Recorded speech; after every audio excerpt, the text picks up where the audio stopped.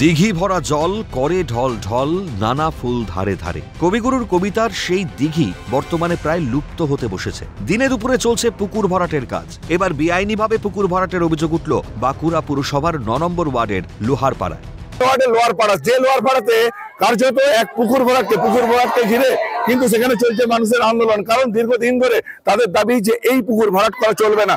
জানা যায় দীর্ঘদিন ধরেই মানুষের দৈনন্দিন প্রয়োজনে ব্যবহৃত হয় বাঁকুড়ার লোহারপাড়ার তালা পুকুরের জল। অভিযোগ, হঠাৎ করেই মালিক পক্ষের তরফে লরিতে করে মাটি এনে ভরাট করা হচ্ছে পুকুর। বাঁশের ব্যারিকেড করে পুকুর পাড়ের একাংশের গাছ কেটে ফেলা হচ্ছে। তবে কি বিক্রি করার উদ্দেশ্যেই পুকুর ভরাট করা হচ্ছে? প্রতিবাদে সরব এলাকাবাসী।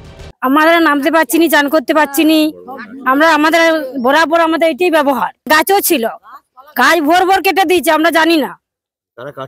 ওরা পাটকরা কাটছে, পিন্টু পাটক, ওরা জায়গাটা বিক্রি করবো ভাবছে। এই যে পুকুরটা ওরা জুবাচ্ছে, বট গাছ কেটে দিয়েছে, তাল গাছ কেটে দিয়েছে, পুরোটাই আমাদের অসুবিধা। এখানে আমাদের লোকজন মারা গেলে আমরা গাছ পুঁতা হয়, বাইরের লোক আসে ভরাট করে জায়গা বিক্রি করার চেষ্টা, ওরা ওদের বিক্রি করার চেষ্টা পরিকল্পনা জোর করে গায়ের জোরে করছে। হ্যাঁ, গায়ের জোরেই করছে। এত গাছপালা ছিল, এতটা পর্যন্ত ছিল।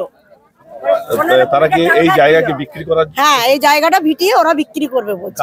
অভিযোগ, পুরসভার একেবারে নাকের ডগায় চলছে এই পুকুর ভরাটের কাজ। এ বিষয়ে ৯ নম্বর ওয়ার্ডের কাউন্সিলরকে জানানোর পরেও কোনো ব্যবস্থা নেওয়া হয়নি। তবে কি পুরসভার মদতেই চলছে পুকুর ভরাট? যদিও অভিযোগ অস্বীকার করেছেন পুকুরের মালিক। আপাতত পুকুর ভরাটের কাজ বন্ধ রাখার নির্দেশ দিয়েছেন বাঁকুড়ার উপপুরপ্রধান।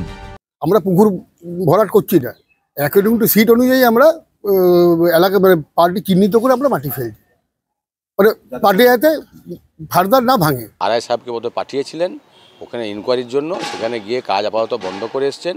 আমিও মালিককে ফোন করে বলেছি আপাতত কাজ বন্ধ রাখুন, আগে দেখা হবে কি আছে না আছে, পুকুর ভরাট করতে দেওয়া যাবে না। এলাকার মানুষের বৃহৎ স্বার্থে এই পুকুর অবিলম্বে তার পুনর্রূপে ফিরিয়ে দিতে হবে, এমনটাই দাবি। নচেত কিন্তু তারা আরো বৃহত্তর আন্দোলনে যাবে। বাঁকুড়া ৯ নম্বর ওয়ার্ড থেকে স্বরূপ রায়, ক্যালকাটা নিউজ।